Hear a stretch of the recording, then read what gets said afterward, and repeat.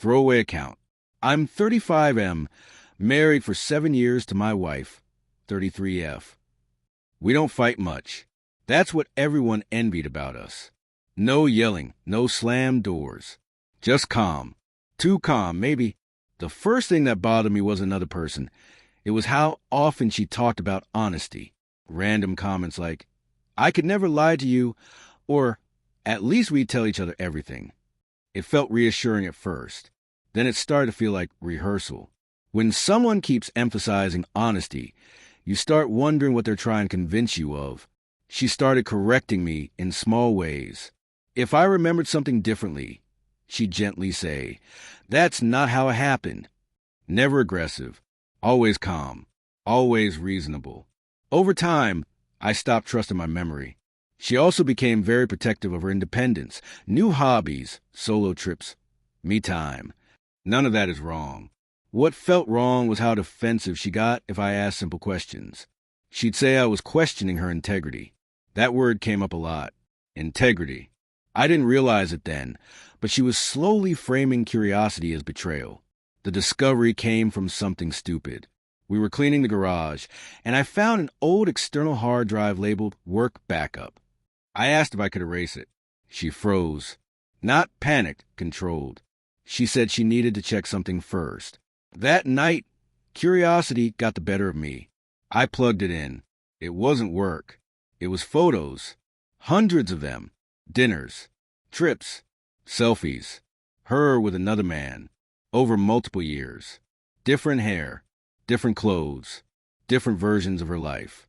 This wasn't one affair. This was a parallel relationship, carefully archived. When I confronted her, she didn't cry. She sat down and asked me what I thought I saw. That question still chills me.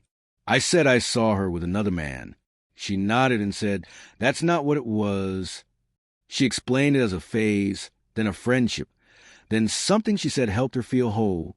She told me I was focusing on images instead of context. When I asked why she hid it, she said I wouldn't have understood.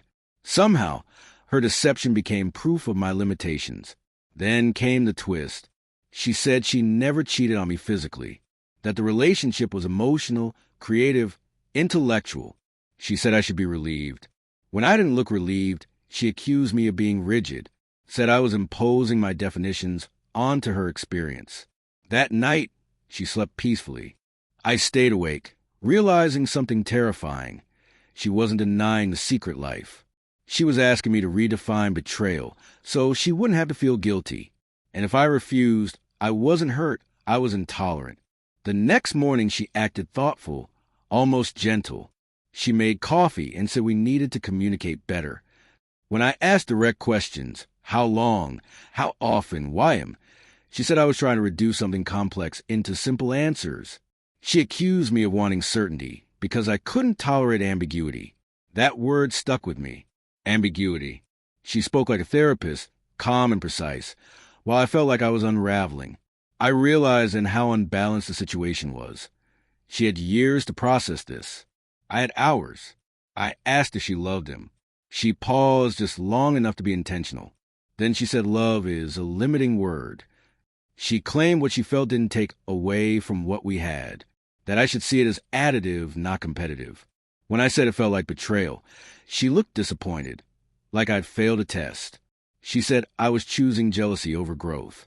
Another twist followed. She admitted some of our friends knew him, had met him, had assumed I was aware. The humiliation hit harder than the photos ever did. I started replaying years of my life, looking for gaps. Trips she insisted on taking alone. Nights she stayed late working.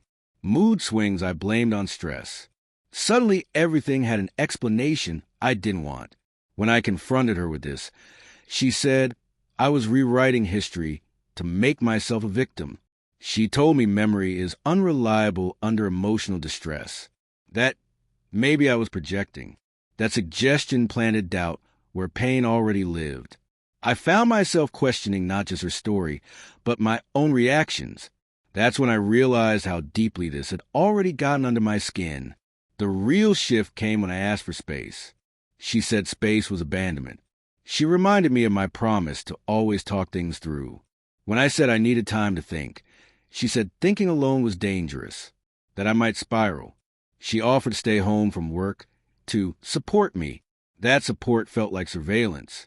Another twist came when she suggested we open the marriage retroactively, so what she did wouldn't count as betrayal. She framed it as flexibility, growth, love evolving. I saw it for what it was, a rewrite designed to erase consequences. I finally stopped engaging. I told her I needed distance and stayed with a friend. The silence felt brutal at first, then grounding. Without her voice guiding the narrative, my thoughts started lining up. I spoke to a therapist on my own. For the first time, someone validated that confusion can be induced, not accidental. That night, she sent me a long message about how disappointed she was that I was closing off. I didn't respond. For the first time since finding the hard drive, I felt a small sense of control return. The days away from her felt unreal at first. I kept expecting another carefully worded message explaining how I misunderstood everything. When they came, I didn't open them right away. That alone felt like rebellion. Friends I trusted finally heard the full story. Some were shocked. Others admitted pieces made sense in hindsight. One friend quietly said, "It sounds like she's been managing you for years." That sentence landed hard. I wasn't angry anymore. I was exhausted. And for the first time, I allowed myself to consider something I hadn't before. That clarity might require distance, not discussion. Therapy became a mirror I didn't know I needed. I talked about the photos, the language she used, the way she stayed calm while I unraveled.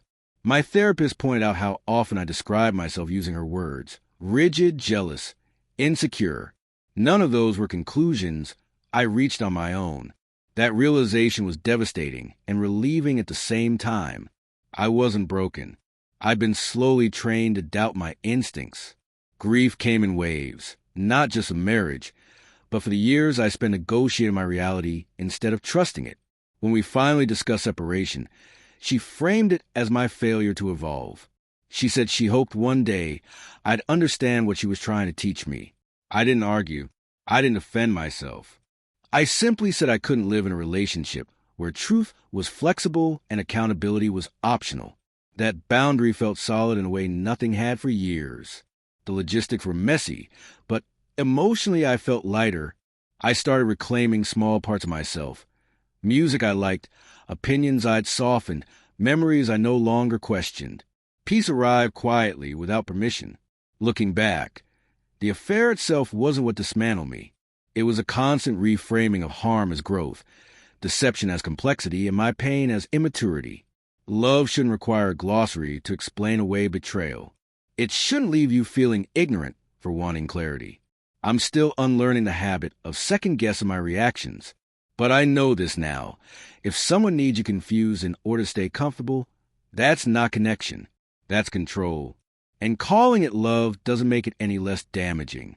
If you're reading this and something in your relationship feels intellectually exhausting instead of emotionally safe, pay attention. If every concern turns into a lesson about why you're wrong to feel it, pause. Leaving wasn't dramatic. It wasn't empowering in a movie scene way. It was quiet and terrifying and necessary. I didn't walk away because I stopped loving her. I walked away because I started trusting myself again. And if you're questioning whether you're overreacting, ask yourself this. Does clarity feel like freedom or like a threat to the relationship?